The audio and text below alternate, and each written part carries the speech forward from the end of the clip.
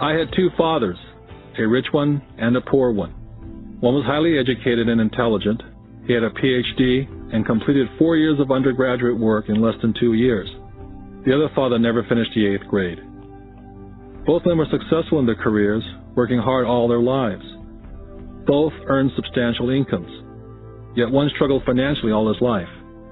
The other would become one of the richest men in Hawaii.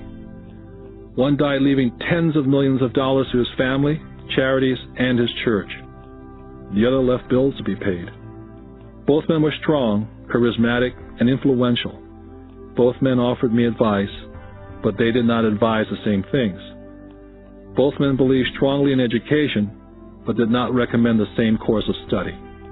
If I had had only one dad, I would have had to accept or reject his advice.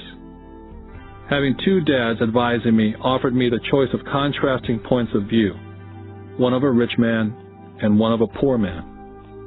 Instead of simply accepting or rejecting one or the other, I found myself thinking more, comparing, and then choosing for myself.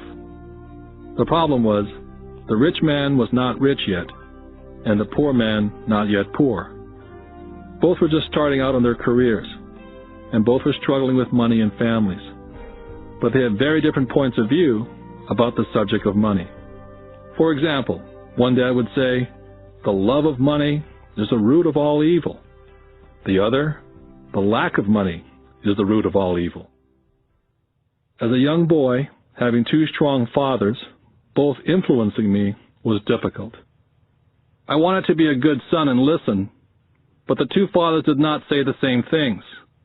The contrast in their points of view, particularly where money was concerned, was so extreme that I grew curious and intrigued. I began to start thinking for long periods of time about what each was saying. Much of my private time was spent reflecting, asking myself questions such as, "Why does he say that?" and then asking the same question of the other dad's statement. It would have been much easier to simply say, "Yeah, he's right, I agree with that," or to simply reject the point of view by saying, "The old man doesn't know what he's talking about." Instead, having two dads whom I love forced me to think and ultimately choose a way of thinking for myself. As a process, choosing to think for myself turned out to be much more valuable in the long run, rather than simply accepting or rejecting a single point of view. One of the reasons the rich get richer, the poor get poorer, and the middle class struggles in debt is because the subject of money is taught at home, not in school. Most of us learn about money from our parents. So what can a poor parent tell their child about money? They simply say, "Stay in school and study hard." The child may graduate with excellent grades, but with a poor person's financial programming and mindset. It was learned while the child was young. Money is not taught in schools. Schools focus on scholastic and professional skills, but not financial skills. This explains how smart bankers, doctors, and accountants who earn excellent grades in school may still struggle financially all their lives. Our staggering national debt is due in large part to highly educated politicians and government officials making financial decisions with little or no training on the subject of money. I often look ahead to the new millennium and wonder what will happen when we have millions of people who will need financial and medical assistance. They will be dependent upon their families or the government for financial support. What will happen when Medicare and Social Security run out of money? How will a nation survive if teaching children about money continues to be left to parents, most of whom will be, or already are, poor? Because I had two influential fathers, I learned from both of them. I had to think about each dad's advice, and in doing so, I gained valuable insight into the power and effect of one's thoughts on one's life. For example, one dad had a habit of saying, "I can't afford it." The other dad forbade those words to be used. He insisted I say, "How can I afford it?" One is a statement, and the other is a question. One lets you off the hook, and the other forces you to think. My soon-to-be-rich dad would explain that by automatically saying the words, "I can't afford it," your brain stops working. By asking the question, "How can I afford it?" your brain is put to work. He did not mean buy everything you wanted. He was fanatical about exercising your mind. the most powerful computer in the world. My brain gets stronger every day because I exercise it. The stronger it gets, the more money I can make. He believed that automatically saying, "I can't afford it," was a sign of mental laziness. Although both dads worked hard, I noticed that one dad had a habit of putting his brain to sleep when it came to money matters, and the other had a habit of exercising his brain. The long-term result was that one dad grew stronger financially and the other grew weaker. It is not much different from a person who goes to the gym to exercise on a regular basis versus someone who sits on the couch watching television. Proper physical exercise increases your chances for health, and proper mental exercise increases your chances for wealth. Laziness decreases both health and wealth. My two dads had opposing attitudes in thought. One dad thought that the rich should pay more in taxes and take care of those less fortunate. The other said, taxes punish those who produce and reward those who don't produce. One dad recommended, study hard so you can find a good company to work for.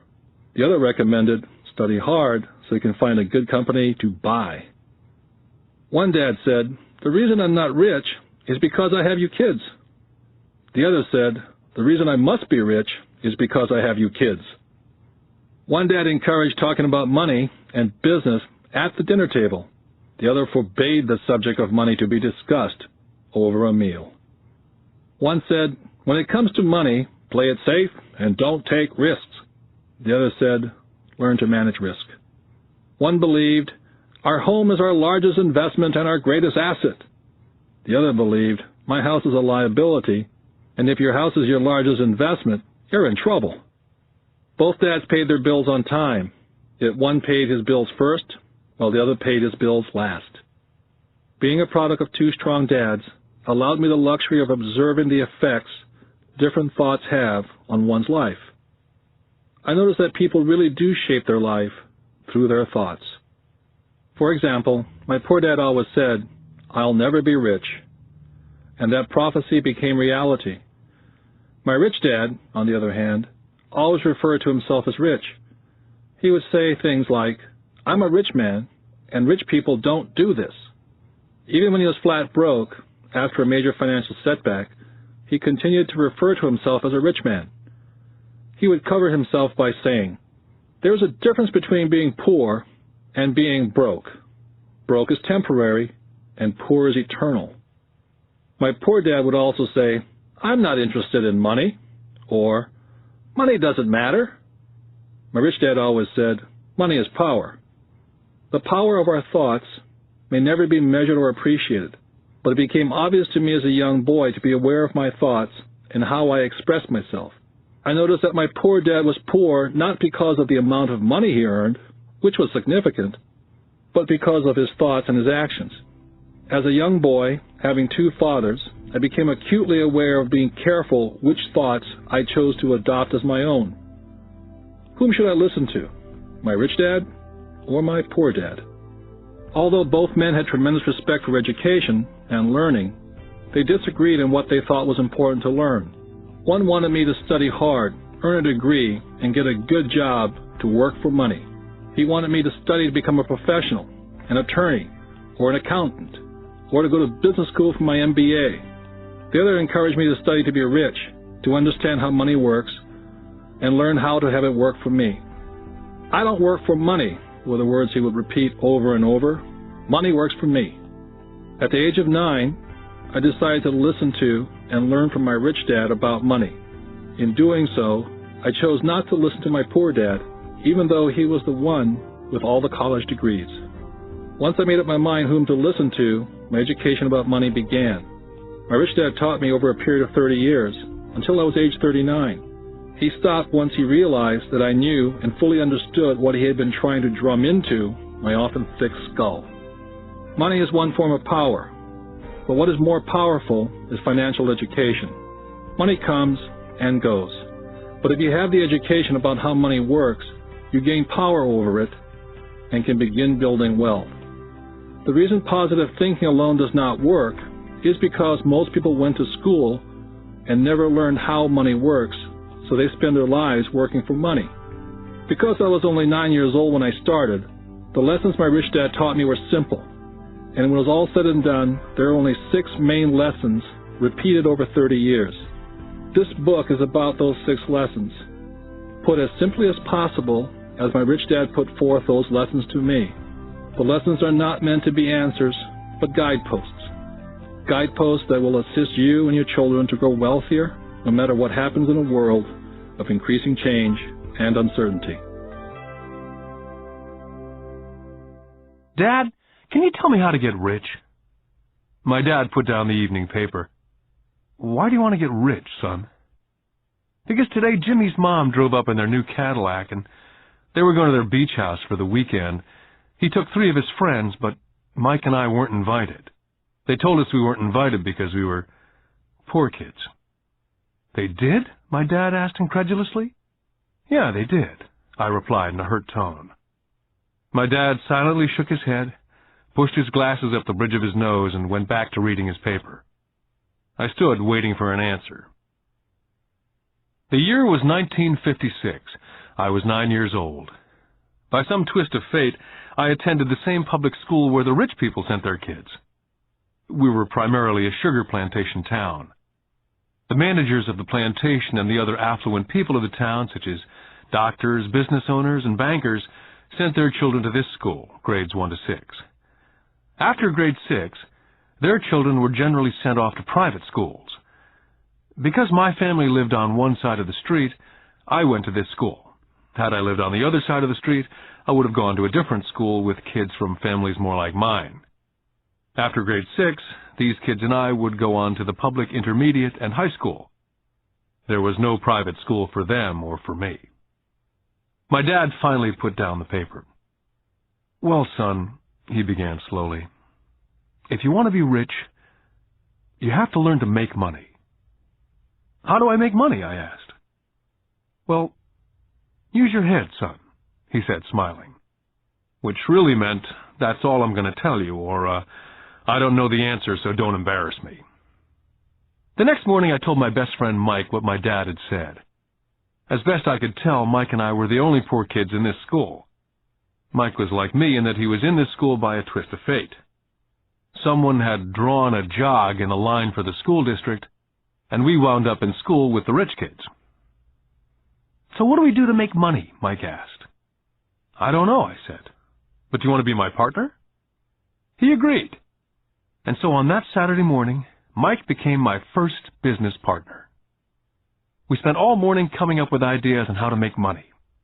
Finally, that afternoon, a bolt of lightning came through our heads. It was an idea that Mike had gotten from a science book he'd read. Excitedly, we shook hands, and the partnership now had a business. For the next several weeks, Mike and I ran around our neighborhood, knocking on doors and asking our neighbors if they'd save their toothpaste tubes for us. With puzzled looks, most adults consented with a smile. Some asked us what we were doing, to which we replied, we can't tell you.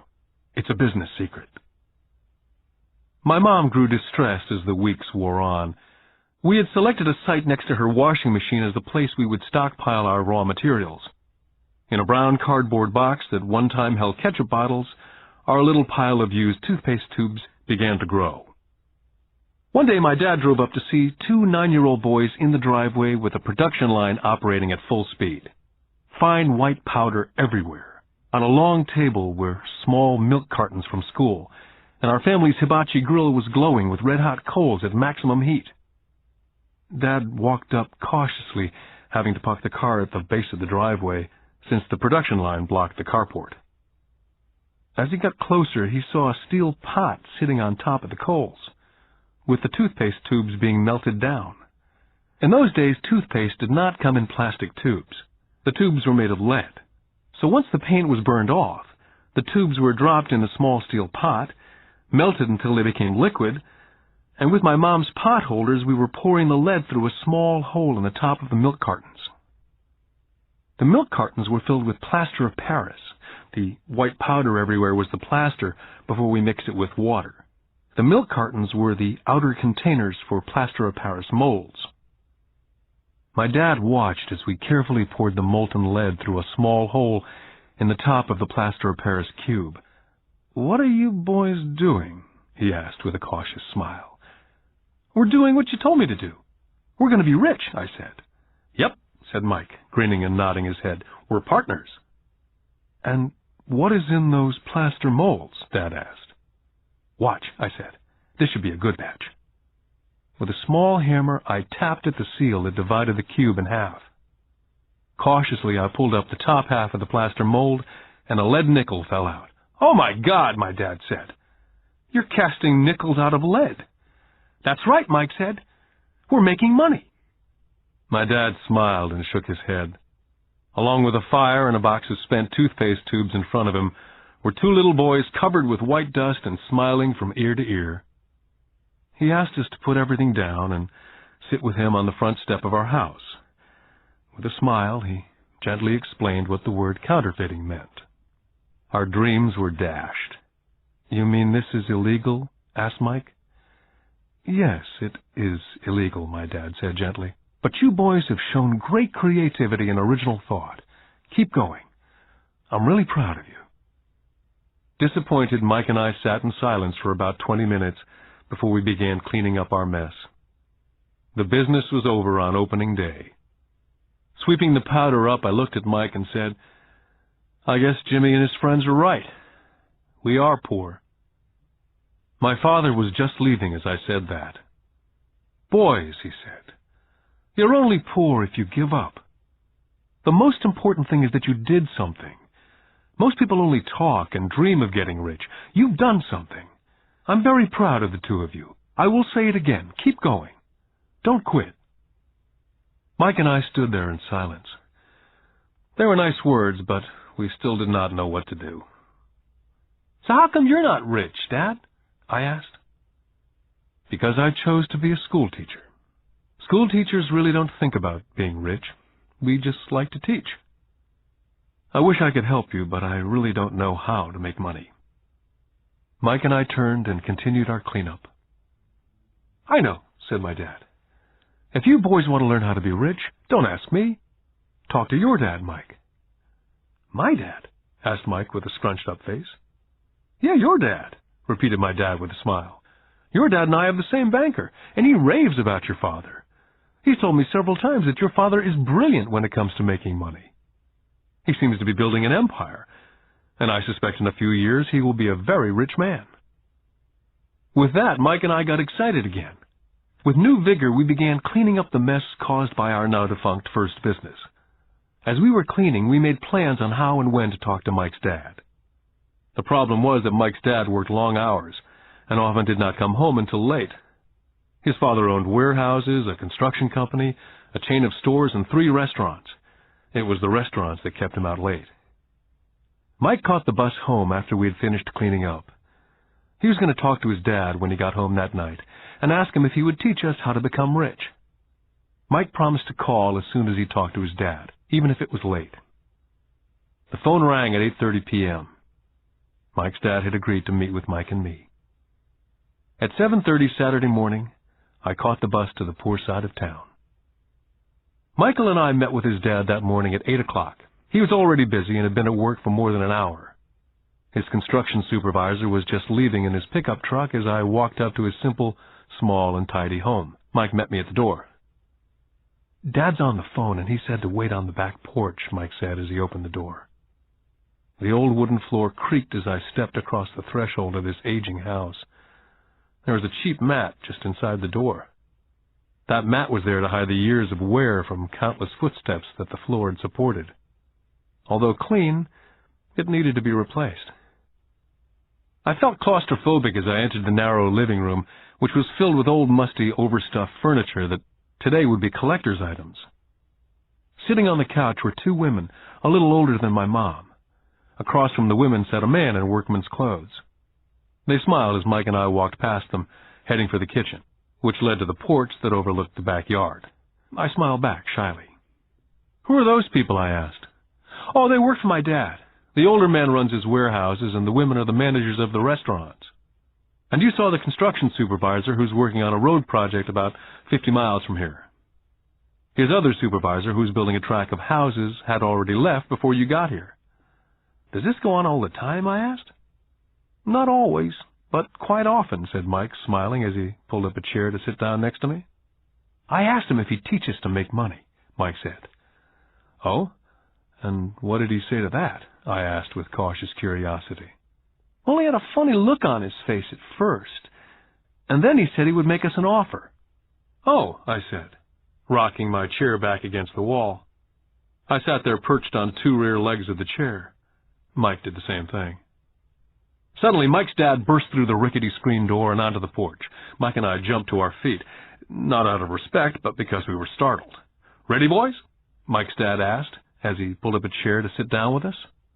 We nodded our heads as we pulled our chairs away from the wall to sit in front of him. He was a big man, about 6 feet tall and 200 pounds. Mike says that you want to learn how to make money. Is that correct, Robert? I nodded my head quickly, but with a little intimidation. He had a lot of power behind his words and smile. Okay, here's my offer. I'll teach you, but I won't do it classroom style. You work for me, and I'll teach you. You don't work for me, I don't teach you. I can teach you faster if you work, and I'm wasting my time if you just want to sit and listen like you do in school. That's my offer. Take it or leave it. May I ask a question first, I asked. Nope, take it or leave it.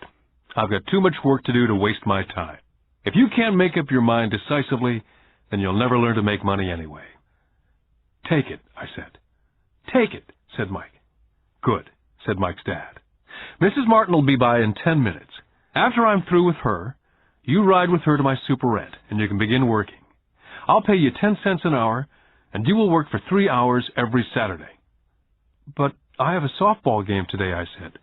Mike's dad lowered his voice to a stern tone. Take it or leave it, he said. I'll take it, I replied, choosing to work and learn instead of playing softball. By 9 a.m. on a beautiful Saturday morning, Mike and I were working for Mrs. Martin. She was a kind and patient woman. She always said that Mike and I reminded her of her 2 sons who were grown and gone. Although kind, she believed in hard work, and she kept us working. She was a taskmaster. We spent 3 hours taking canned goods off the shelves, and with a feather duster, brushing each can to get the dust off, and then restacking them neatly. It was excruciatingly boring work. For 3 weeks, Mike and I reported to Mrs. Martin and worked our 3 hours. By noon, our work was over, and she dropped 3 little dimes in each of our hands. Now, even at the age of 9 in the mid-50s, 30 cents was not too exciting. Comic books cost 10 cents back then, so I usually spent my money on comic books and went home. By Wednesday of the 4th week, I was ready to quit. I had agreed to work only because I wanted to learn to make money from Mike's dad. And now I was a slave for 10 cents an hour. On top of that, I had not seen Mike's dad since that first Saturday. I'm quitting, I told Mike at lunchtime. The school lunch was miserable. School was boring, and now I didn't even have my Saturdays to look forward to. But it was the 30 cents that really got to me. Mike smiled. Dad said this would happen. He said to meet with him when you were ready to quit. What? I said indignantly. He's been waiting for me to get fed up? Sort of, Mike said. Dad's kind of different. He teaches differently from your dad. Your mom and dad lecture a lot. My dad is quiet and a man of few words. You just wait till this Saturday. I'll tell him you're ready. You mean I've been set up? No, not really, but maybe. Dad will explain on Saturday. I was ready to face him, and I was prepared. Even my real dad was angry with him. My real dad, the one I call the poor one, thought that my rich dad was violating child labor laws and should be investigated. My educated dad told me to demand what I deserve, at least 25 cents an hour.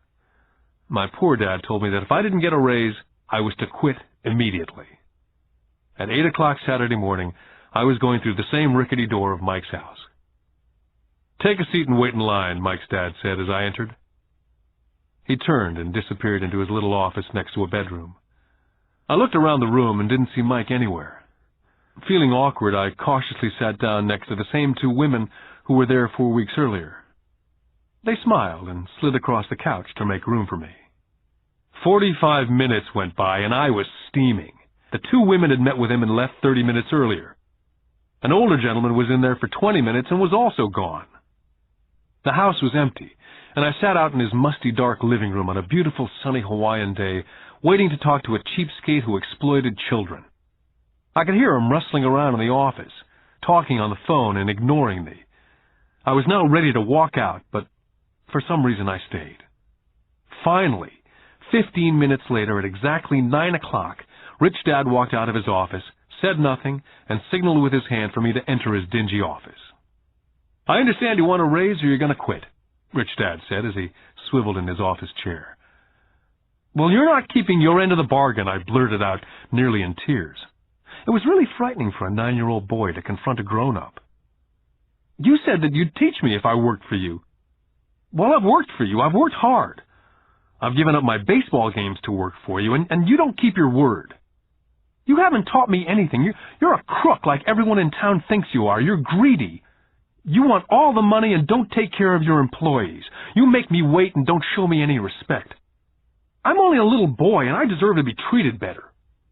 Rich Dad rocked back in his swivel chair, hands up to his chin, somewhat staring at me. "Not bad," he said. "In less than a month, you sound like most of my employees." "What?" I asked. Not understanding what he was saying, I continued with my grievance. "I thought you were going to keep up your end of the bargain and teach me. Instead, you want to torture me. That's cruel. That's really cruel." "I am teaching you," Rich Dad said quietly. "What have you taught me?" "Nothing," I said angrily. "You haven't even talked to me once since I agreed to work for peanuts. 10 cents an hour, huh? I should notify the government about you. We have child labor laws, you know. My dad works for the government, you know." "Wow," said Rich Dad. "Now you sound like most of the people who used to work for me. People I've either fired or they've quit." "So what do you have to say?" I demanded, feeling pretty brave for a little kid. "How do you know that I've not taught you anything?" asked Rich Dad calmly. "Well, you've never talked to me. I've worked for 3 weeks, and you've not taught me anything," I said with a pout. "Does teaching mean talking or a lecture?" Rich Dad asked. "Well, yes," I replied. "That's how they teach you in school," he said, smiling. "But that is not how life teaches you. And I would say that life is the best teacher of all. Most of the time, life does not talk to you, just sort of pushes you around. Each push is life saying, 'Wake up. There's something I want you to learn.'" I had no idea what he was talking about. Life pushes all of us around. Some give up, others fight. A few learn the lesson and move on. They welcome life pushing them around. To these few people, it means they need and want to learn something. They learn and move on. Most quit, and a few like you fight. Rich Dad stood and shut the creaky old wooden window that needed repair. "If you learn this lesson, you will grow into a wise, wealthy, and happy young man. If you don't, you will spend your life blaming a job, low pay, or your boss for your problems. You'll live life hoping for that big break that'll solve all your money problems." Rich Dad looked over to me to see if I was still listening. His eyes met mine. We stared at each other, streams of communication going between us through our eyes. Finally, I pulled away once I had absorbed his last message. I knew he was right. I was blaming him, and I did ask to learn. I was fighting. Rich Dad continued, "Or if you're the kind of person who has no guts, you just give up every time life pushes you. If you're that kind of person, you'll live all your life playing it safe, doing the right things, saving yourself for some event that never happens. Then you die a boring old man. You'll have lots of friends who'll really like you because you were such a nice, hard-working guy. You spent a life playing it safe, doing the right things. But the truth is, you let life push you into submission. Deep down, you were terrified of taking risks. You really wanted to win, but the fear of losing was greater than the excitement of winning. Deep inside, you and only you will know that you didn't go for it. You chose to play it safe." Our eyes met again. For 10 seconds, we looked at each other, only pulling away once the message was received. "You've been pushing me around?" I asked. "Some people might say that," smiled Rich Dad. "I would say that I just gave you a taste of life." "What taste of life?" I asked, still angry, but not curious. You boys are the first people that have ever asked me to teach them how to make money. I have more than 150 employees, and not one of them has asked me what I know about money. They ask me for a job and a paycheck, but never to teach them about money. So most will spend the best years of their lives working for money, not really understanding what it is they're working for. I sat there listening intently. So when Mike told me about you wanting to learn how to make money, I decided to design a course that was close to real life. I could talk till I was blue in the face, but you wouldn't hear a thing. So I decided to let life push you around a bit so you could hear me. That's why I only paid you 10 cents. So what is the lesson I learned from working for only 10 cents an hour, I asked. That you're cheap and exploit your workers? Rich Dad laughed heartily. You'd best change your point of view. Stop blaming me, thinking I'm the problem. If you think I'm the problem, then you have to change me. If you realize that you're the problem, then you can change yourself, learn something, and grow wiser. But you only pay me 10 cents. So what are you learning? Rich Dad asked, smiling. That you're cheap, I said with a sly grin. See, you think I'm the problem, said Rich Dad. But you are. Well, keep that attitude and you learn nothing. Keep the attitude that I'm the problem, and what choices do you have? Well, if you don't pay me more or show me more respect and teach me, I'll quit. Well put, Rich Dad said. And that's exactly what most people do. They quit and go looking for another job, better opportunity, and higher pay, actually thinking that a new job or more pay will solve the problem. In most cases, it won't. So what will solve the problem, I asked? Just take this measly 10 cents an hour and smile? Rich Dad smiled. That's what the other people do. Just accept a paycheck, knowing that they and their family will struggle financially. But that's all they do. Waiting for a raise, thinking that more money will solve the problem. Most just accept it, and some take a second job working harder, but again accepting a small paycheck. I sat staring at the floor, beginning to understand the lesson Rich Dad was presenting. I could sense it was a taste of life. Finally, I looked up and repeated the question. So what will solve the problem? This, he said, tapping me gently on the head. This stuff between your ears. It was at that moment that Rich Dad shared the pivotal point of view that separated him from his employees and my poor dad, and led him to eventually become one of the richest men in Hawaii, while my highly educated but poor dad struggled financially all his life. It was a singular point of view that made all the difference over a lifetime. Rich Dad said over and over this point of view, which I call lesson number 1. The rich don't work for money.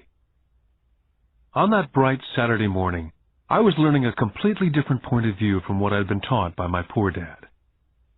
At the age of 9, I grew aware that both dads wanted me to learn. Both dads encouraged me to study, but not the same things. My highly educated dad recommended that I do what he did. Son, I want you to study hard, get good grades, so you can find a safe, secure job with a big company, and make sure it has excellent benefits. My rich dad wanted me to learn how money works, so I could make it work for me. These lessons I would learn through life with his guidance, not because of a classroom. My rich dad continued my first lesson. I'm glad you got angry about working for 10 cents an hour.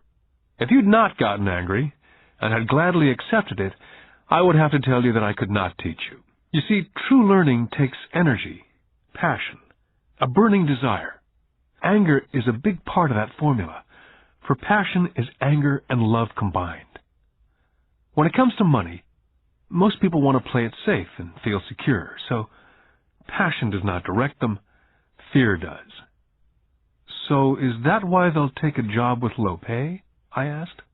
Yes, said Rich Dad. Some people say I exploit people because they don't pay as much as the sugar plantation or the government. I say people exploit themselves. It's their fear, not mine. But don't you feel you should pay them more? I asked. I don't have to. And besides, more money will not solve the problem. Just look at your dad. He makes a lot of money and he still can't pay his bills. Most people, given more money, only get into more debt. So that's why the 10 cents an hour, I said, smiling. It's a part of the lesson. That's right, smiled Rich Dad. You see, your dad went to school and got an excellent education so he could get a high-paying job, which he did. But he still has money problems because he never learned anything about money at school. On top of that, he believes in working for money. And you don't, I asked? No, not really, said Rich Dad. If you want to learn to work for money, then stay in school. That's a great place to learn to do that. But if you want to learn how to have money work for you, then I will teach you that. But only if you want to learn. Wouldn't everyone want to learn that, I asked? No, said Rich Dad, simply because it's easier to learn to work for money, especially if fear is your primary emotion when the subject of money is discussed. I don't understand, I said with a frown. Oh, don't worry about that for now. Just know that it's fear that keeps most people working at a job. The fear of not paying their bills, the fear of being fired, the fear of not having enough money, the fear of starting over. That's the price of studying to learn a profession or trade and then working for money. Most people become a slave to money and then get angry at their boss. Learning to have money work for you is a completely different course of study, I asked. Absolutely, Rich Dad answered. Absolutely. We sat in silence. My friends would have been just starting their Little League baseball game. But for some reason I was now thankful I decided to work for 10 cents an hour. I sensed that I was about to learn something my friends would not learn in school. Ready to learn? Asked Rich Dad. Absolutely, I said with a grin. I've kept my promise. I've been teaching you from afar, my Rich Dad said. At 9 years old, you've gotten a taste of what it feels like to work for money. Just multiply your last month by 50 years, and you'll have an idea of what most people spend their life doing. I don't understand, I said. How did you feel waiting in line to see me? Once to get hired and once to ask for more money. Terrible, I said. If you choose to work for money, that is what life is like for many people, said Rich Dad. And how did you feel when Mrs. Martin dropped 3 dimes in your hand for 3 hours' work? I felt like it wasn't enough. It seemed like nothing. I was disappointed, I said. And that is how most employees feel when they look at their paychecks, especially after all the tax and other deductions are taken out. At least you got 100%. You mean most workers don't get paid everything? I asked with amazement. Heavens, no, said Rich Dad. The government always takes its share first. How do they do that? I asked. Taxes, said Rich Dad. You're taxed when you earn, you're taxed when you spend, you're taxed when you save, you're taxed when you die. Why do people let the government do that to them? The rich don't, said Rich Dad with a smile. The poor and the middle class do. I'll bet you that I earn more than your dad, yet he pays more in taxes. How can that be, I asked. As a 9-year-old boy, that made no sense to me. Why would someone let the government do that to them? Rich Dad sat there in silence. I guess he wanted me to listen instead of jabber away at the mouth. Finally, I calmed down. I did not like what I had heard. I knew my dad complained constantly about paying so much in taxes, but really did nothing about it. Was that life pushing him around? Rich Dad rocked slowly and silently in his chair, just looking at me. Ready to learn? He asked. I nodded my head slowly. Learning how to have money work for you is a lifetime study. Most people go to college for 4 years and their education ends. I already know that my study of money will continue over a lifetime simply because the more I find out, the more I find out I need to know. Most people never study the subject. They go to work, get their paycheck, balance their checkbooks, and that's it. On top of that, they wonder why they have money problems. Then they think that more money will solve the problem. Few realize that it's their lack of financial education that is the problem. So, my dad has tax problems because he doesn't understand money? I asked, confused.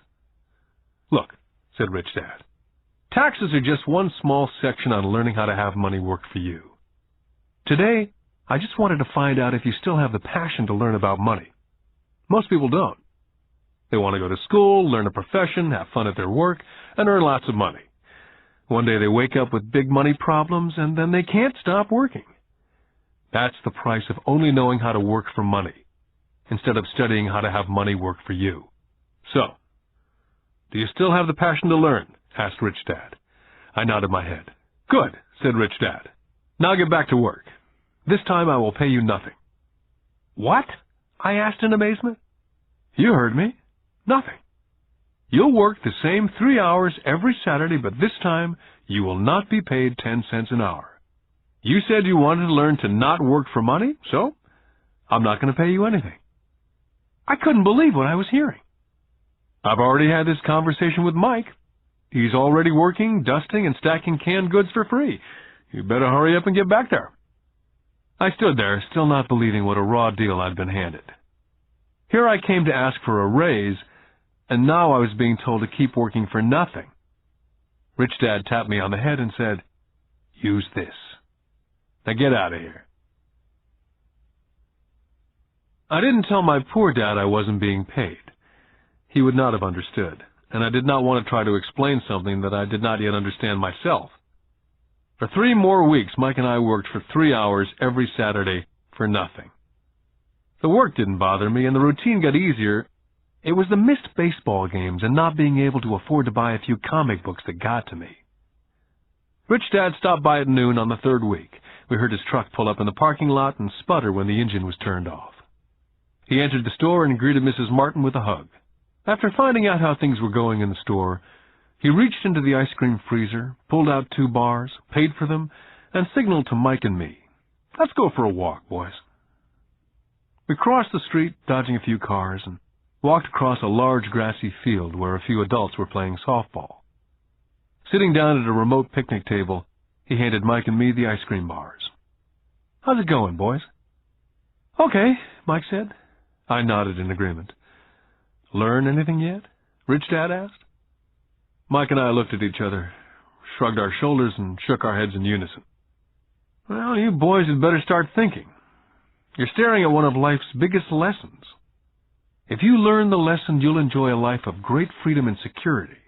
If you don't learn the lesson, you'll wind up like Mrs. Martin and most of the people playing softball in this park. They work very hard for a little money, clinging to the illusion of job security, looking forward to a 3-week vacation each year and a skimpy pension after 45 years of work.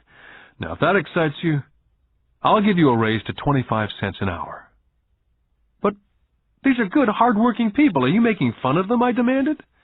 A smile came over Rich Dad's face. "Mrs. Martin's like a mother to me, and I would never be that cruel. I may sound cruel because I'm doing my best to point something out to the 2 of you. I want to expand your point of view so you can see something most people never have the benefit of seeing because their vision is too narrow. Most people never see the trap they're in." Mike and I sat there uncertain of his message. He sounded cruel, yet we could sense he was desperately wanting us to know something. With a smile, Rich Dad said, "Doesn't that 25 cents an hour sound good? Doesn't that make your heart beat a little faster?" I shook my head no, but it really did. 25 cents an hour would be big bucks to me. "Okay, I'll pay you $1 an hour," Rich Dad said with a sly grin.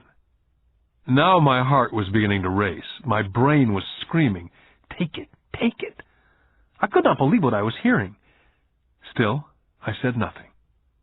"Okay, $2 an hour." My little 9-year-old brain and heart nearly exploded. After all, it was 1956, and being paid $2 an hour would have made me the richest kid in the world. I couldn't imagine earning that kind of money. I wanted to say yes, but somehow my mouth stayed silent. Maybe my brain had overheated and blown a fuse, but deep down I badly wanted that $2 an hour. The ice cream had melted and was running down my hand. Rich Dad was looking at 2 boys staring back at him, eyes wide open and brains empty. He knew that he was testing us, and he knew there was part of our emotions that wanted to take the deal. "Okay," he said, $5 an hour. Suddenly there was a silence from inside me. Something had changed. The offer was too big and had gotten ridiculous. Not too many grown-ups in 1956 made more than $5 an hour. The temptation disappeared and a calm set in. Slowly I turned to my left to look at Mike. He looked back at me. The part of my soul that was weak and needy was silenced. The part of me that had no price took over. There was a calm and a certainty about money that entered my brain and my soul. I knew Mike had gotten to that point also. "Good," Rich Dad said softly. "Most people have a price. And they have a price because of human emotions named fear and greed. First, the fear of being without money motivates us to work hard. And then once we get that paycheck, greed or desire starts us thinking about all the wonderful things money can buy. The pattern is then set." "What pattern?" I asked. "The pattern of get up, go to work, pay bills, get up, go to work, pay bills." Their lives are then run forever by two emotions, fear and greed. Offer them more money, and they continue the cycle by also increasing their spending. This is what I call the rat race. "There is another way?" Mike asked. "Yes," said Rich Dad slowly, "but only a few people find it." "And what is that way?" Mike asked. "That's what I hope you boys will find out as you work and study with me. That is why I took away all forms of pay." "Any hints?" Mike asked. "We're kind of tired of working hard, especially for nothing." "Well, the first step is telling the truth," said Rich Dad. "We haven't been lying," I said. "I did not say you were lying. I said to tell the truth," Rich Dad came back. "The truth about what?" I asked. "How you're feeling," Rich Dad said. "You don't have to say it to anyone else, just yourself." "You mean the people in this park, the people who work for you, Mrs. Martin, they don't do that?" I asked. "I doubt it," Rich Dad said. "Instead, they feel the fear of not having money. Instead of confronting the fear, they react instead of think. They react emotionally instead of using their heads," Rich Dad said, tapping us on our heads. "Then they get a few bucks in their hands, and again the emotion of joy and desire and greed take over. And again they react instead of think." "So their emotions do their thinking," Mike said. "That's correct," said Rich Dad. "Money is running their lives, and they refuse to tell the truth about that. Money is in control of their emotions, and hence their souls." Rich Dad sat quietly, letting his words sink in. Realizing we had absorbed as much as possible of what he was talking about, Rich Dad said, "I want you boys to avoid that trap. That is really what I want to teach you. Not just to be rich, because being rich does not solve the problem." "It doesn't?" I asked, surprised. "No, it doesn't. Let me finish with the other emotion, which is desire. Some call it greed, but I prefer desire. It's perfectly normal to desire something better, prettier, more fun or exciting. So people also work for money because of desire. They desire money for the joy they think it can buy. But the joy that money brings is often short-lived, and they soon need more money for more joy, more pleasure, more comfort, more security. So they keep working, thinking money will soothe their souls that are troubled by fear and desire. But money cannot do that. Even for rich people?" Mike asked. "Rich people included," said Rich Dad. "In fact, the reason many rich people are rich is not because of desire, but because of fear. They actually think that money can eliminate that fear of not having money, of being poor. So they amass tons of it only to find out that the fear gets worse. They now fear losing it. I have friends who keep on working even though they have plenty. I know people who have millions who are more afraid now than when they were poor. They're terrified of losing all their money. I want to teach you to master the power of money, not be afraid of it. And they don't teach that in school. If you don't learn it, you can become a slave to money." It was finally making sense. He did want us to widen our views, to see what Mrs. Martin could not see, his employees could not see, or my dad for that matter. He used examples that sounded cruel at the time, but I've never forgotten them. My vision widened that day, and I could begin to see the trap that lay ahead for most people. You see, we're all employees, ultimately. We just work at different levels, said Rich Dad. I just want you boys to have a chance to avoid the trap. The trap caused by those two emotions, fear and desire. Use them in your favor not against you. That's what I want to teach you. I'm not interested in just teaching you to make a pile of money. That won't handle the fear or desire. If you don't first handle fear and desire and you get rich, you'll only be a high-paid slave. So how do we avoid the trap, I asked. The main cause of poverty or financial struggle is fear and ignorance, not the economy or the government or the rich. It's self-inflicted fear and ignorance that keeps people trapped. So you boys go to school and get your college degrees. I'll teach you how to stay out of the trap. The pieces of the puzzle were appearing. My highly educated dad had a great education and a great career, but school never told him how to handle money or his fears. It became clear that I could learn different and important things from two fathers. So you've been talking about the fear of not having money. How does the desire of money affect our thinking? Mike asked. How did you feel when I tempted you with a pay raise? Did you notice your desires rising? We nodded our heads. By not giving in to your emotions, you were able to delay your reactions and think. That's most important. We will always have emotions of fear and greed. From here on in, it's most important for you to use those emotions to your advantage and for the long term, and not simply let your emotions run you by controlling your thinking. Most people use fear and greed against themselves. That's the start of ignorance.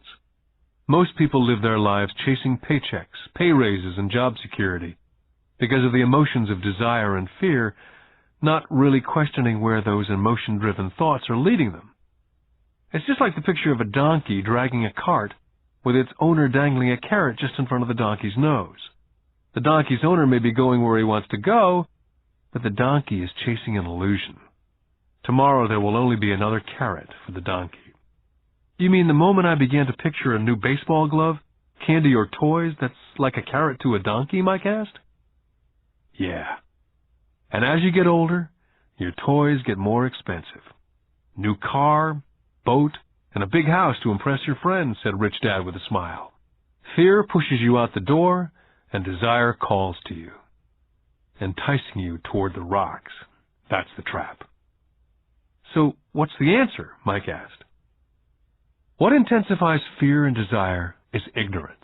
That's why rich people with lots of money often have more fear the richer they get. Money is the carrot, the illusion.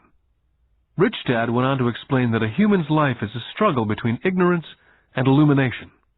He explained that once a person stops searching for information and knowledge of oneself, ignorance sets in. That struggle is a moment-to-moment decision to learn to open or close one's mind.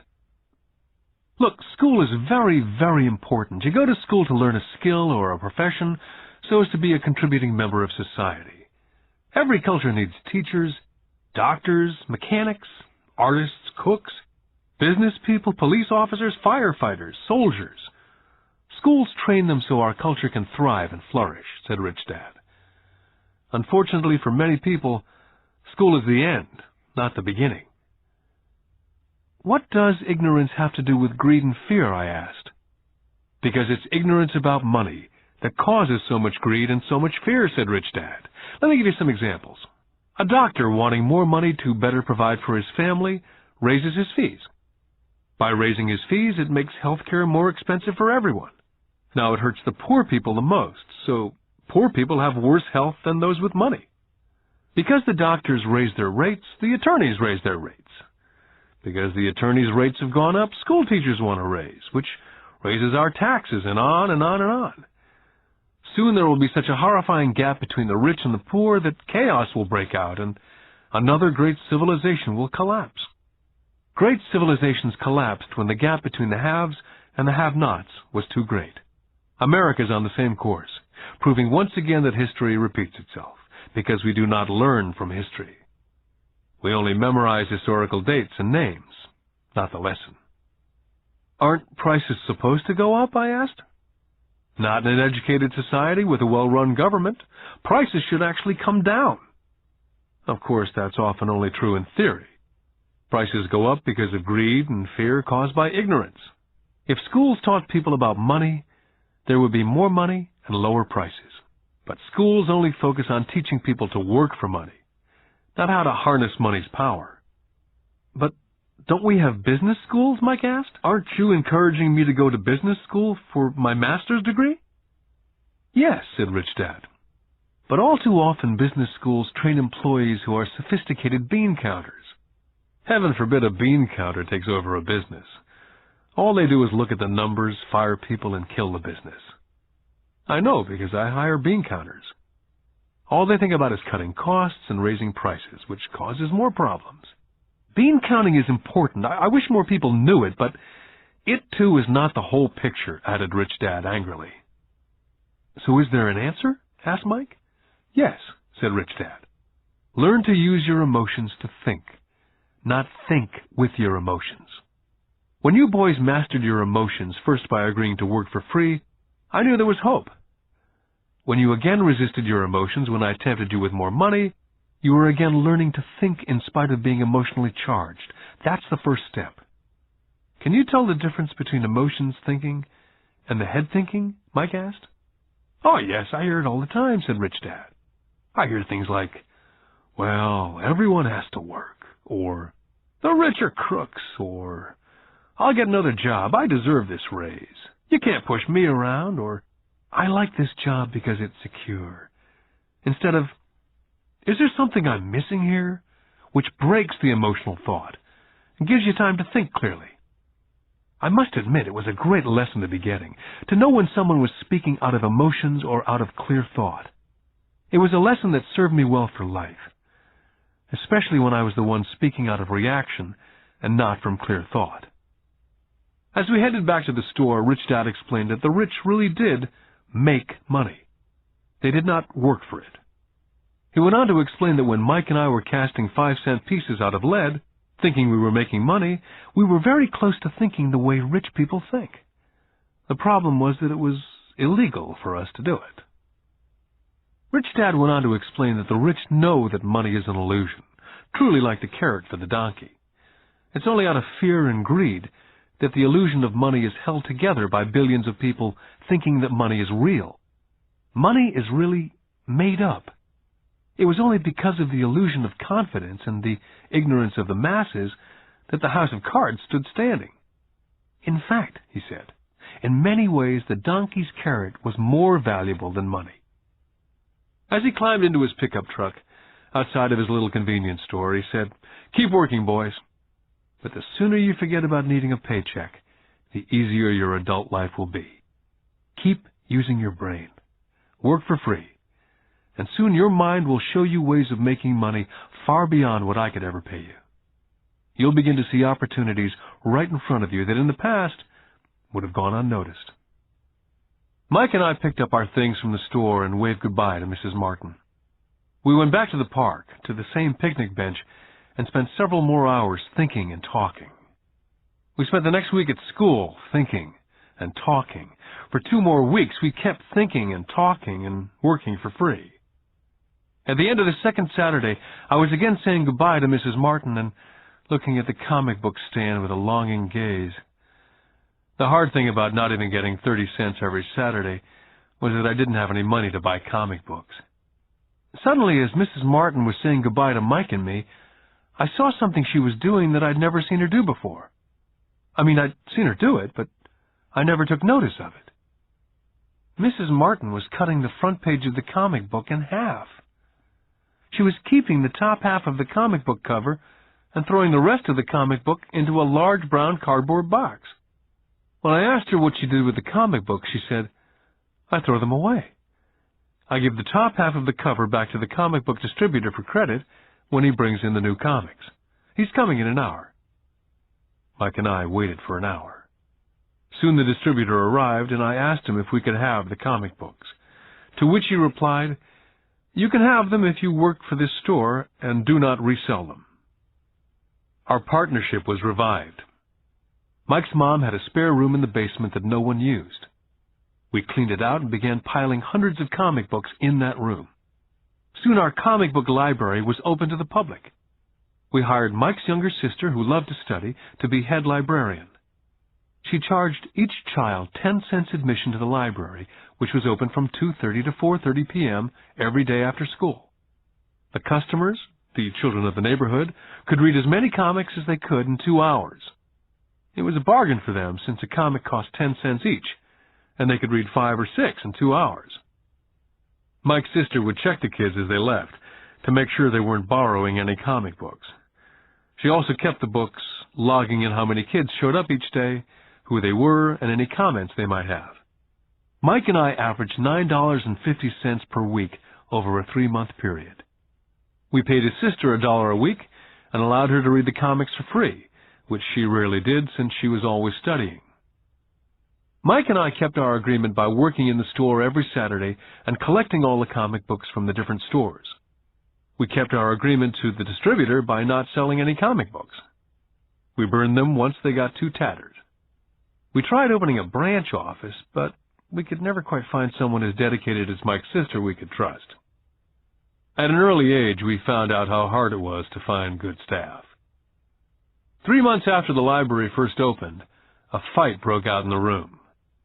Some bullies from another neighborhood pushed their way in and started it. Mike's dad suggested we shut down the business. So our comic book business was shut down and we stopped working on Saturdays at the convenience store. Anyway, Rich Dad was excited because he had new things he wanted to teach us. He was happy because we'd learned our first lesson so well. We'd learned to have money work for us. By not getting paid for our work at the store, we were forced to use our imaginations to identify an opportunity to make money. By starting our own business, the comic book library, we were in control of our own finances, not dependent on an employer. The best part was that our business generated money for us, even when we weren't physically there. Our money worked for us. Instead of paying us money, Rich Dad had given us so much more. Lesson 2. Why Teach Financial Literacy? In 1990, my best friend Mike took over his father's empire and is in fact doing a better job than his dad did. We see each other once or twice a year on the golf course. He and his wife are wealthier than you could imagine.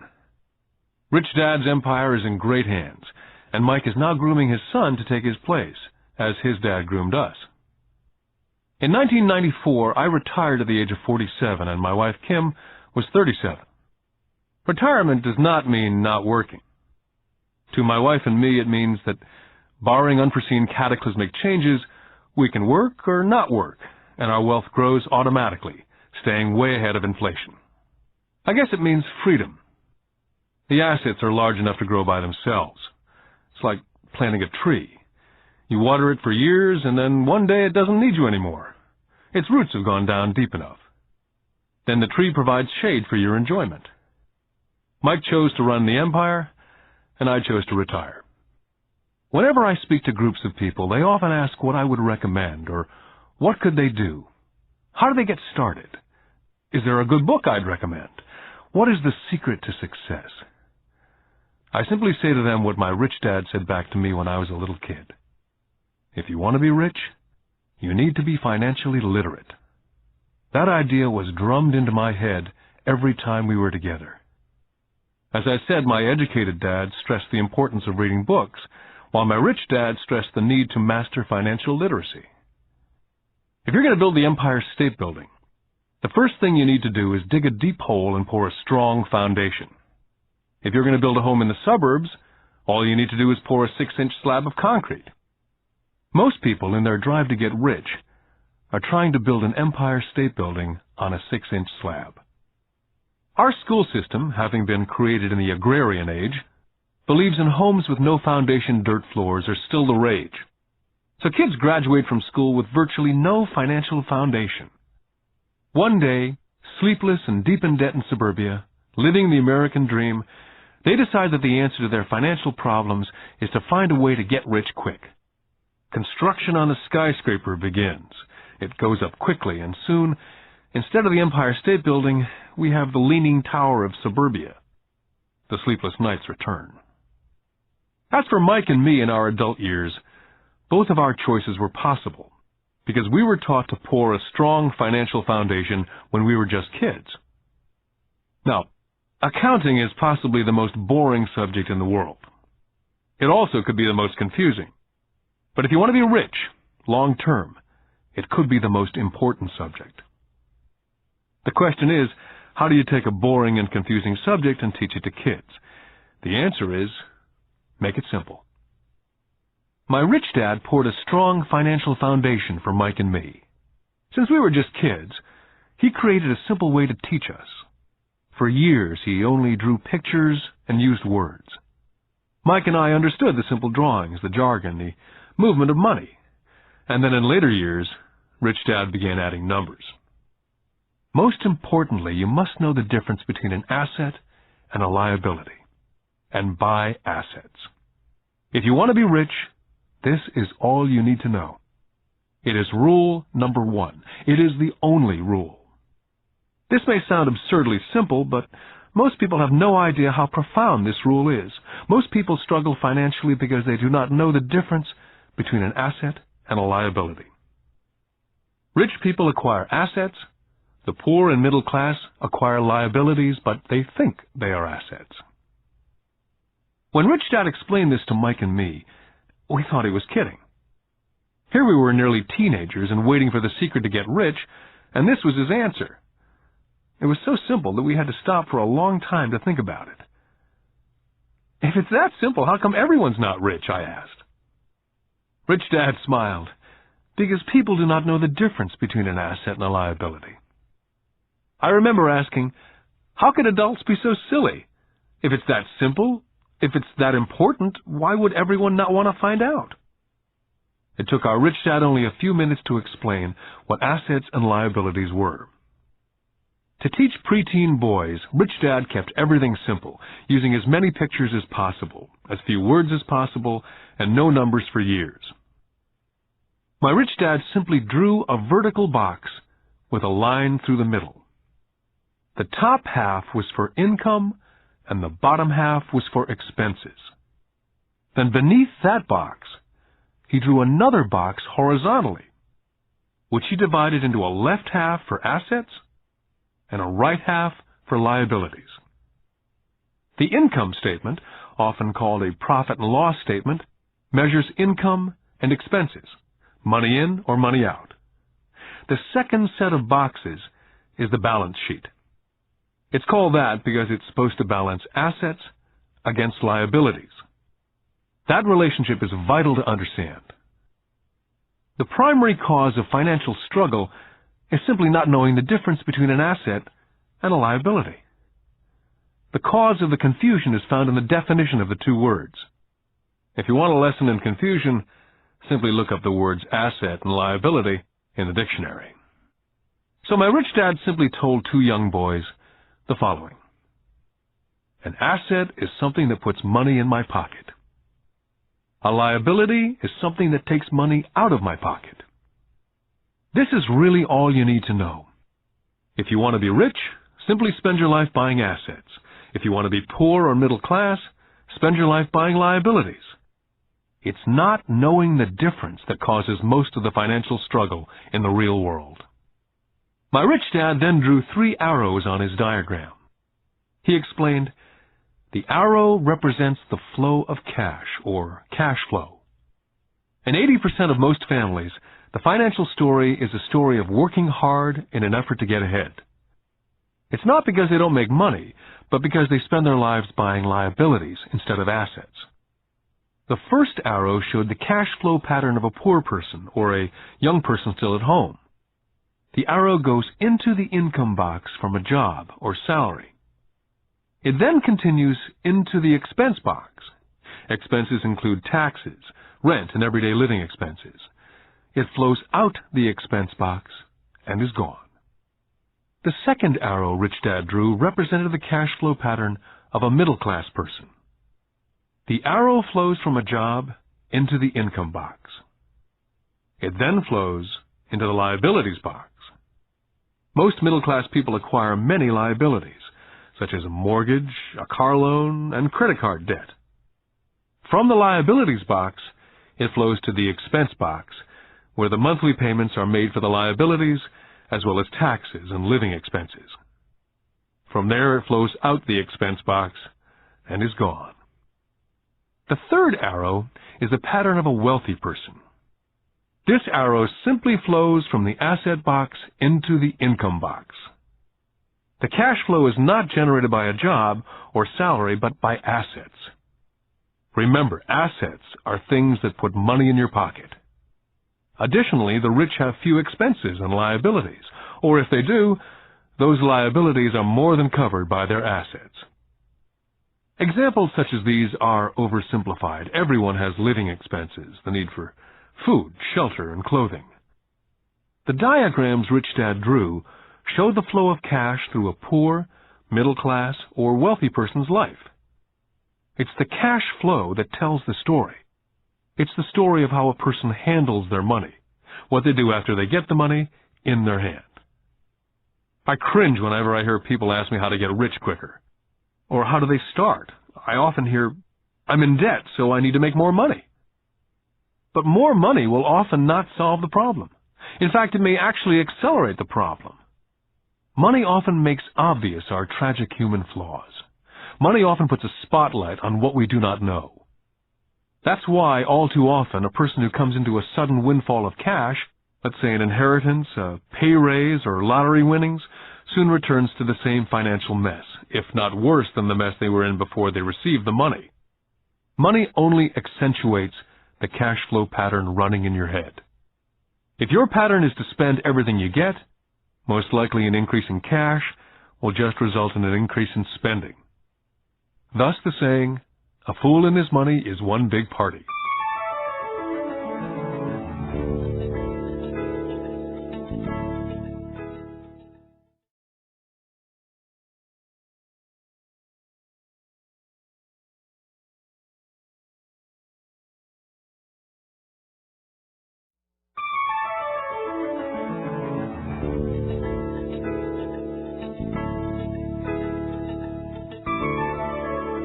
Because students leave school without financial skills, millions of educated people pursue their profession successfully, but later find themselves struggling financially. They work harder but don't get ahead. What's missing from their education is not how to make money, but how to spend money. What to do after you make it. It's called financial aptitude.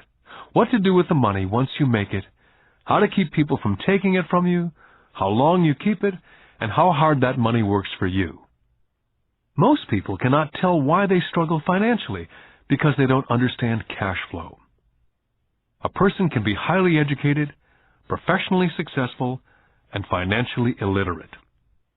These people often work harder than they need to because they learned how to work hard, but not how to have their money work for them. The moving picture show of hard-working people has a set pattern. Recently married, a happy, highly educated young couple move in together in one of their cramped rented apartments. Immediately they realize that they're saving money, because two can live as cheaply as one. The problem is, the apartment is cramped. They decide to save money to buy their dream home so they can have kids. They now have two incomes, and they begin to focus on their careers. Their incomes begin to increase. As their incomes go up, their expenses go up as well, so there is little or no money to flow into the asset box. This means the only income they get comes from their jobs. The number one expense for most people is taxes. Many people think it's income tax, but for most Americans, their highest tax is Social Security. As an employee, it appears as if the Social Security tax, combined with the Medicare tax rate, is roughly 7.5%. But it's really 15%, since the employer must match the Social Security amount. In essence, it is money the employer cannot pay you. On top of that, you still have to pay income tax on the amount deducted from your wages for Social Security tax. Income you never receive because it went directly to Social Security through withholding. Then their liabilities go up. This is best demonstrated by going back to the young couple. As a result of their incomes going up, they decide to go out and buy the house of their dreams.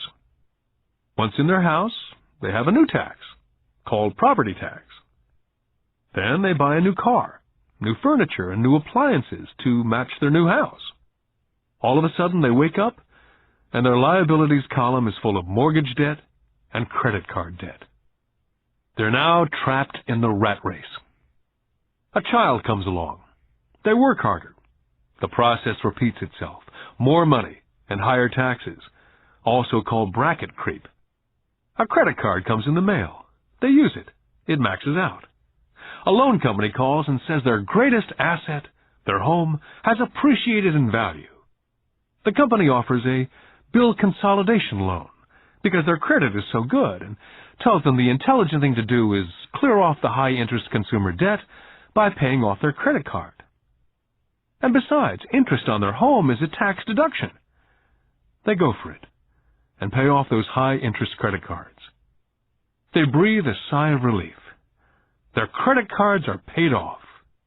They've now folded their consumer debt into their home mortgage. Their payments go down because they extend their debt over 30 years. It is the smart thing to do. Their neighbor calls to invite them to go shopping. The Memorial Day sale is on. A chance to save some money. They say to themselves, I won't buy anything, I'll just go look. But just in case they find something, they tuck that clean credit card inside their wallet. I run into this young couple all the time. Their names change, but their financial dilemma is the same. They come to one of my talks to hear what I have to say. They ask me, can you tell us how to make more money? Their spending habits have caused them to seek more income. They don't even know that the trouble is really how they choose to spend the money they do have. And that is the real cause of their financial struggle. It's caused by financial illiteracy and not understanding the difference between an asset and a liability. More money seldom solves someone's money problems. Intelligence solves problems. There's a saying a friend of mine says over and over to people in debt. If you find yourself in a hole, stop digging. The poor and middle class all too often allow the power of money to control them. By simply getting up and working harder, failing to ask themselves if what they do makes sense, they shoot themselves in the foot as they leave for work every morning. By not fully understanding money, the vast majority of people allow the awesome power of money to control them. The power of money is used against them. By the time Mike and I were 16 years old, we began to have problems in school. We were not bad kids. We just began to separate from the crowd. We worked for Mike's dad after school and on the weekends. Mike and I often spent hours after work just sitting at a table with his dad while he held meetings with his bankers, attorneys, accountants, brokers, investors, managers, and employees. We learned more sitting at his meetings than we did in all our years of school, college included. Mike's dad was not school educated, but he was financially educated and successful as a result. He used to tell us over and over again, an intelligent person hires people who are more intelligent than they are. So Mike and I had the benefit of spending hours listening to, and in the process learning from, intelligent people. But because of this, both Mike and I just could not go along with the standard dogma that our teachers preached. Occasionally, Mike or I would ask our teachers how what we studied was applicable, or we asked why we never studied money and how it worked. To the latter question, we often got the answer that money was not important, that if we excelled in our education, the money would follow. The more we knew about the power of money, the more distant we grew from the teachers and our classmates. My highly educated dad never pressured me about my grades. I often wondered why, but we did begin to argue about money. By the time I was 16, I probably had a far better foundation with money than both my mom and dad. I could keep books. I listened to tax accountants, corporate attorneys, bankers, real estate brokers, investors, and so forth. My dad talked to teachers. One day, my dad was telling me why our home was his greatest investment. A not too pleasant argument took place when I showed him why I thought a house was not a good investment. The argument illustrated the difference in perception between my rich dad and my poor dad when it came to their homes. Poor dad thought his house was an asset, and listed it in the asset box. And the rich dad thought it was a liability and put his home in the liability box. I remember when I drew a diagram for my dad showing him the direction of cash flow. I also showed him the ancillary expenses that went along with owning the home. A bigger home meant bigger expenses, and the cash flow kept going out through the expense column. Today I am still challenged on the idea of a house not being an asset. And I know that for many people, it's their dream as well as their largest investment. And owning your own home is better than nothing. I simply offer an alternate way of looking at this popular dogma. My wife and I would love a bigger, more flashy house to impress the Joneses, but we know it is not an asset. It's a liability since it takes money out of our pocket. So here's the argument I put forth. I really do not expect most people to agree with it because a nice home is an emotional thing. And when it comes to money, high emotions tend to lower financial intelligence. When it comes to houses, I point out that most people work all their lives paying for a home they never own. In other words, most people buy a new house every so many years, each time incurring a new 30-year loan to pay off the previous one. Even though people receive a tax deduction for interest on mortgage payments, they pay for all their other expenses with after-tax dollars, even after they pay off their mortgage. Then there are property taxes. My wife's parents were shocked when the property taxes on their home went to $1,000 a month. This was after they'd retired, so the increase put a strain on their retirement budget, and they felt forced to move. Also, houses do not always go up in value. I still had friends who owe $1 million for a home that will today sell for only $700,000. Finally, the greatest losses of all are those from missed opportunities. If all your money is tied up in your house, you may be forced to work harder because your money continues blowing out of the expense column instead of adding to the asset column. The classic middle-class cash flow pattern. If a young couple would put more money into their asset column early on, their later years would get easier, especially as they prepared to send their children to college. Their assets would have grown and would be available to help cover expenses. All too often, a house only serves as a vehicle for incurring a home equity loan to pay for mounting expenses. In summary, the end result in making a decision to own a house that is too expensive in lieu of starting an investment portfolio early on impacts an individual in at least the following 3 ways. Number 1, loss of time, during which other assets could have grown in value. Number 2, loss of additional capital, which could have been invested instead of paying for high-maintenance expenses related directly to the home. Number 3, loss of education. Too often people count their house, savings, and retirement plan as all they have in their asset column. Because they have no money to invest, they simply do not invest. This costs them investment experience. Most never become what the investment world calls a sophisticated investor. And the best investments are usually first sold to sophisticated investors, who then turn around and sell them to the people playing it safe. My educated dad's personal financial statement best demonstrates the life of someone in the rat race. His expenses seem to always keep up with his income, never allowing him to invest in assets. As a result, his liabilities, such as his mortgage and credit card debts, are larger than his assets. My rich dad's personal financial statement, on the other hand, reflects the results of a life dedicated to investing and minimizing liabilities. His assets greatly exceed his liabilities. A review of my rich dad's financial statement is why the rich get richer. The asset column generates more than enough income to cover expenses, with the balance reinvested into the asset column. The asset column continues to grow, and therefore the income it produces grows with it.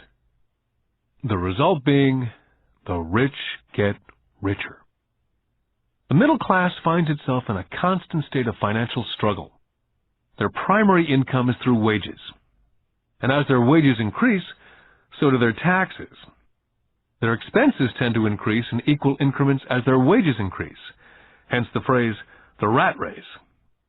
They treat their home as their primary asset instead of investing in income-producing assets. Remember, the most important rule is to know the difference between an asset and a liability. Once you understand the difference, concentrate your efforts on only buying income-generating assets. That's the best way to get started on a path to becoming rich. Keep doing that, and your asset column will grow. Focus on keeping liabilities and expenses down. This will make more money available to continue pouring into the asset column. This pattern of treating your home as an investment, and the philosophy that a pay raise means you can buy a larger home or spend more, is the foundation of today's debt-ridden society. This process of increased spending throws families into greater debt and into more financial uncertainty, even though they may be advancing in their jobs and receiving pay raises on a regular basis. This is high-risk living caused by weak financial education. As an employee who's also a homeowner, your working efforts are generally as follows. You work for someone else. Most people, working for a paycheck, are making the owner or the shareholders richer. Your efforts and success will help provide for the owner's success and retirement. Next, you work for the government. The government takes its share from your paycheck before you even see it. By working harder, you simply increase the amount of taxes taken by the government. Most people work from January to May just for the government. And finally, you work for the bank. After taxes, your next largest expense is usually your mortgage and credit card debt. The problem with simply working harder is that each of these three levels takes a greater share of your increased efforts. You need to learn how to have your increased efforts benefit you and your family directly. Once you've decided to concentrate on minding your own business, how do you set your goals? For most people, they must keep their profession and rely on their wages to fund their acquisition of assets. As their assets grow, how do they measure the extent of their success? When does someone realize that they are rich, that they have wealth? As well as having my own definitions for assets and liabilities, I also have my own definition for wealth. Actually, I borrowed it from a man named Buckminster Fuller. Some people call him a quack, and others call him a living genius. Years ago, he got all the architects buzzing because he applied for a patent in 1961 for something called a geodesic dome. But in the application, Fuller also said something about wealth. It was pretty confusing at first, but after reading it for a while, it began to make some sense. Wealth is a person's ability to survive so many number of days forward. Or, if I stopped working today, how long could I survive? Unlike net worth, the difference between your assets and liabilities, which is often filled with a person's expensive junk and opinions of what things are worth, this definition creates the possibility for developing a truly accurate measurement. I could now measure and really know where I was in terms of my goal to become financially independent. Although net worth often includes these non-cash producing assets like stuff you bought that now sits in your garage, wealth measures how much money your money is making, and therefore your financial survivability. Wealth is the measure of the cash flow from the asset column compared with the expense column. Let's use an example. Let's say I have a cash flow from my asset column of $1,000 a month, and I have monthly expenses of $2,000. What's my wealth?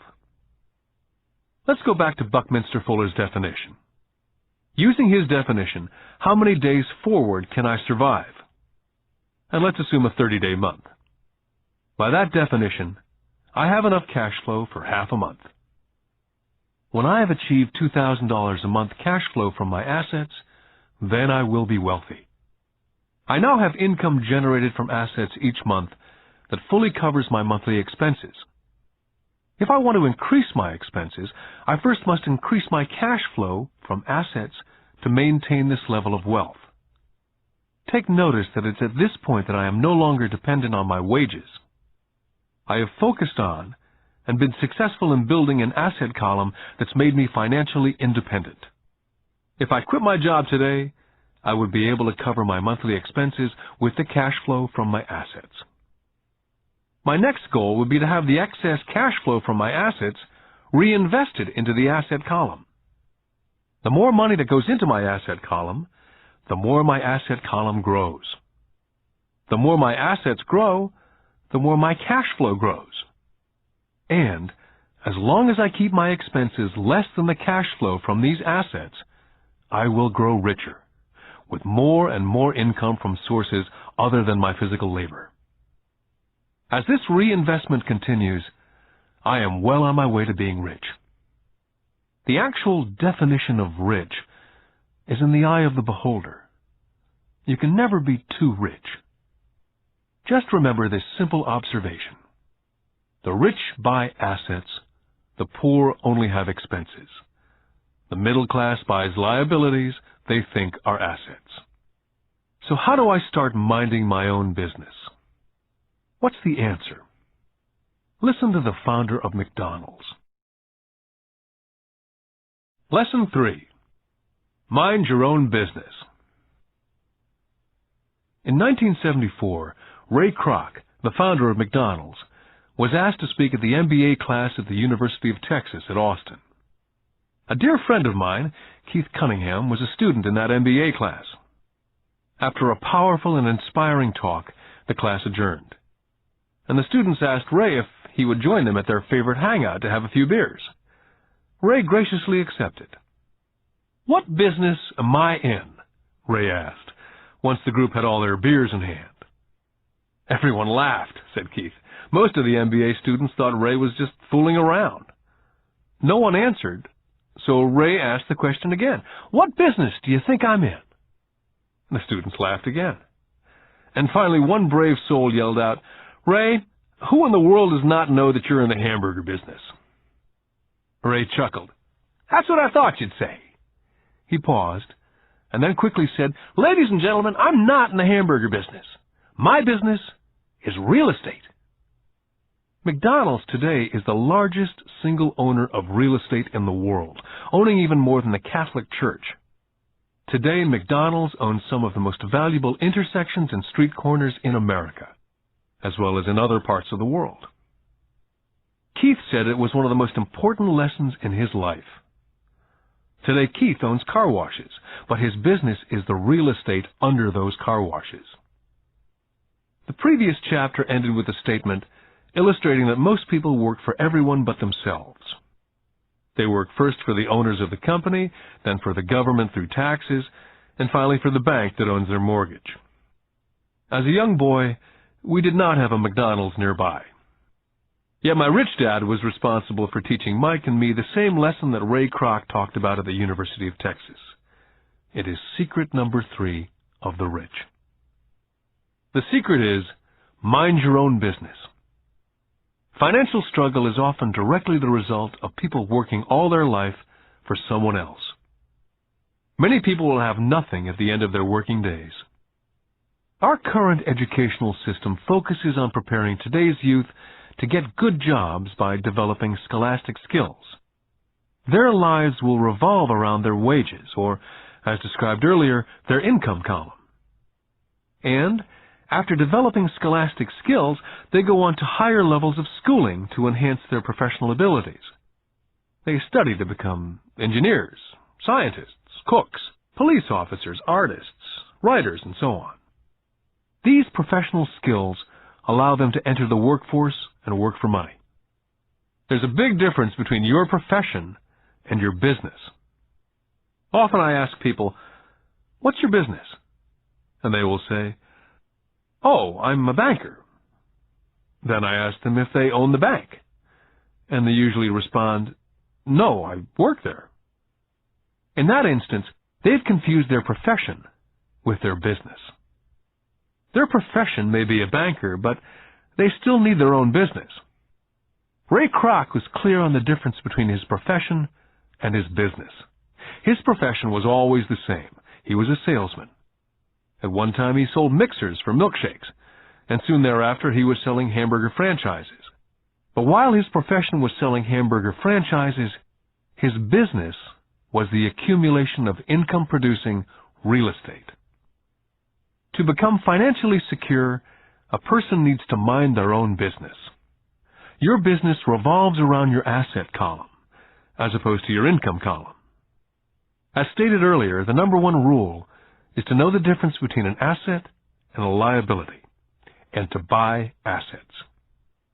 The rich focus on their asset columns, while everyone else focuses on their income statements. That's why we hear so often, "I need a raise.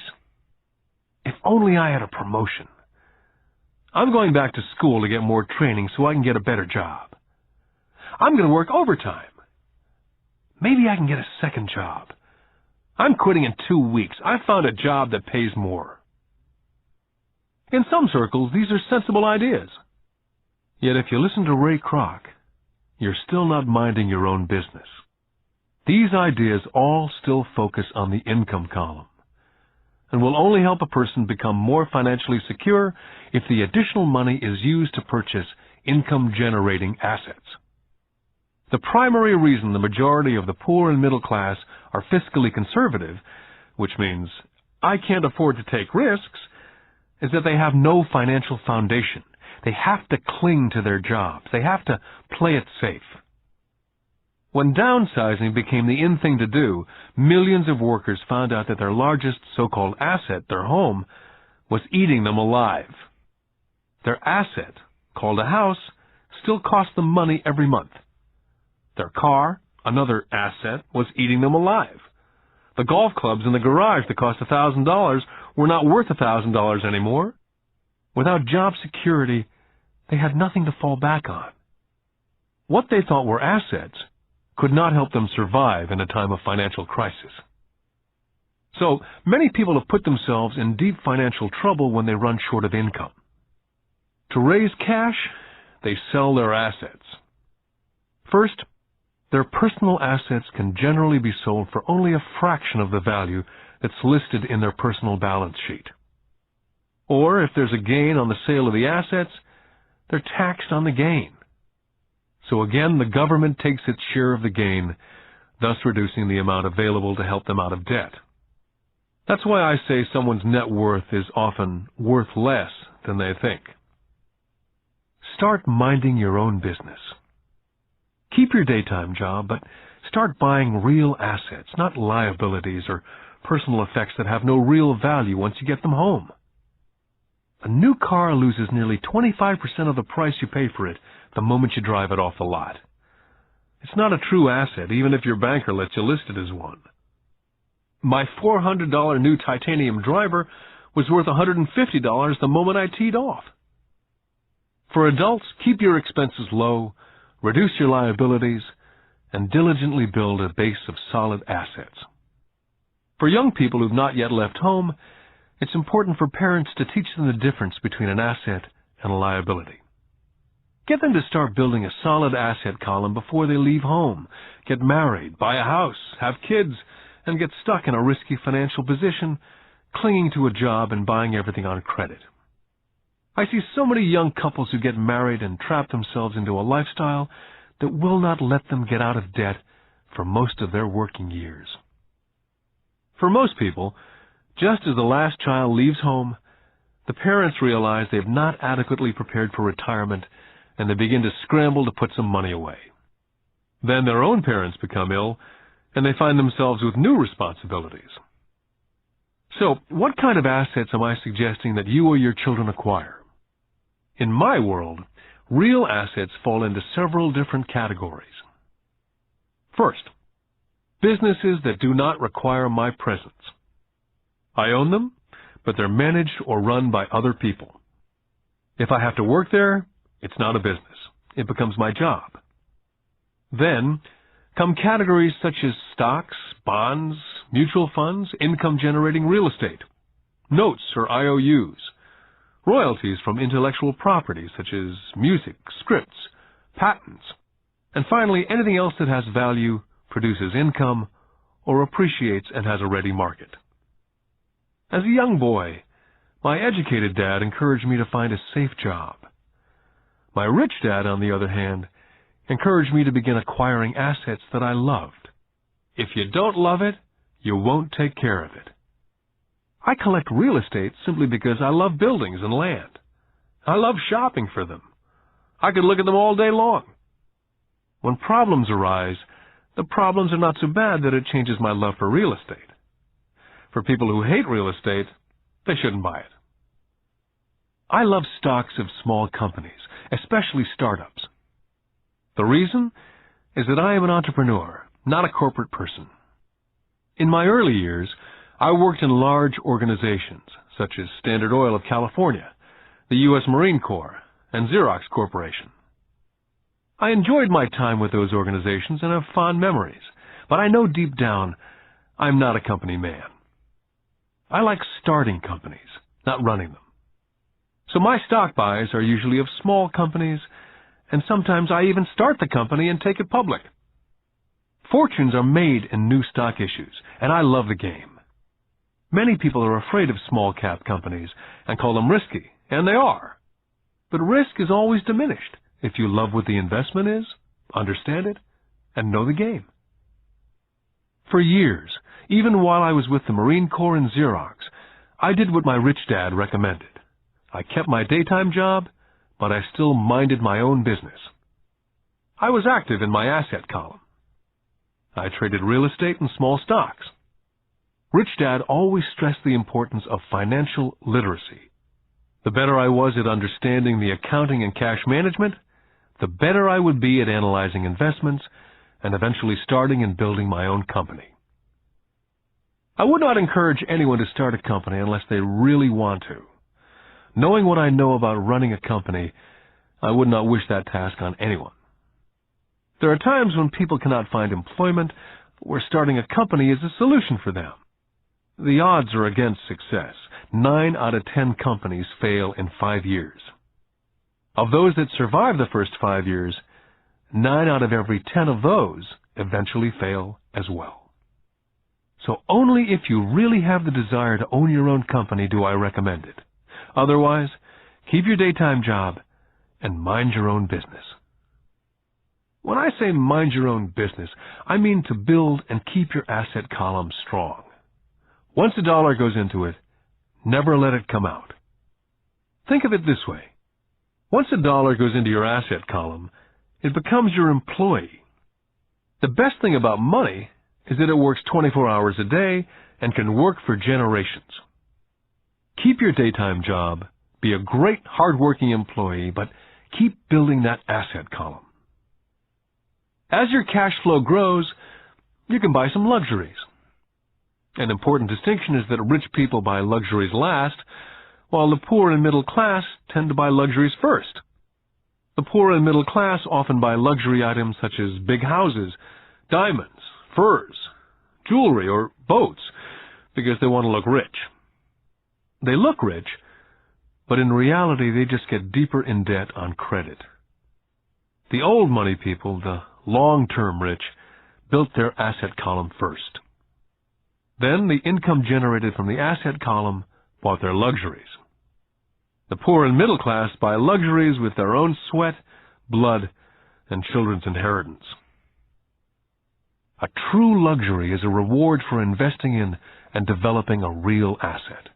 For example, when my wife and I had extra money coming from our apartment houses, she went out and bought her Mercedes. It didn't take any extra work or risk on her part because the apartment house bought the car. She did, however, have to wait for it for 4 years while the real estate investment portfolio grew and finally began throwing off enough extra cash flow to pay for the car. But the luxury, the Mercedes, was a true reward because she had proved she knew how to grow her asset column. That car now means a lot more to her than simply another pretty car. It means she used her financial intelligence to afford it. What most people do is they impulsively go out and buy a new car or some other luxury on credit. They may feel bored and just want a new toy. Buying a luxury on credit often causes a person to sooner or later actually resent that luxury because the debt on the luxury becomes a financial burden. After you've taken the time and invested in and built your own business, you're now ready to add the magic touch, the biggest secret of the rich. The secret that puts the rich way ahead of the pack. The reward at the end of the road for diligently taking the time to mind your own business. Lesson 4. The history of taxes and the power of corporations. I remember in school being told the story of Robin Hood and his merry men. My school teacher thought it was a wonderful story of a romantic hero, a Kevin Costner type, who robbed from the rich and gave to the poor. My rich dad did not see Robin Hood as a hero. He called Robin Hood a crook. Robin Hood may be long gone, but his followers live on. How often I still hear people say, "Why don't the rich pay for it?" Or, "The rich should pay more in taxes and give it to the poor." It's this idea of Robin Hood, or taking from the rich to give to the poor, that has caused the most pain for the poor and the middle class. The reason the middle class is so heavily taxed is because of the Robin Hood ideal. The real reality is that the rich are not taxed. It's the middle class who pays for the poor, especially the educated upper-income middle class.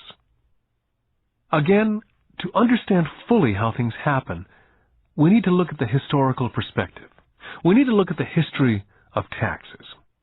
Although my highly educated dad was an expert on the history of education, my rich dad fashioned himself as an expert on the history of taxes.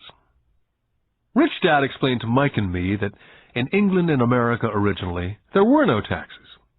Occasionally, there were temporary taxes levied in order to pay for wars. The king or the president would put the word out and ask everyone to chip in. Taxes were levied in Britain for the fight against Napoleon from 1799 to 1816. And in America, taxes were levied to pay for the Civil War from 1861 to 1865. In 1874, England made income tax a permanent levy on its citizens.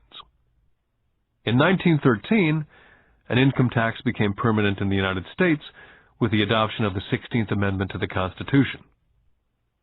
What these historical dates fail to reveal is that both of these taxes were initially levied against only the rich.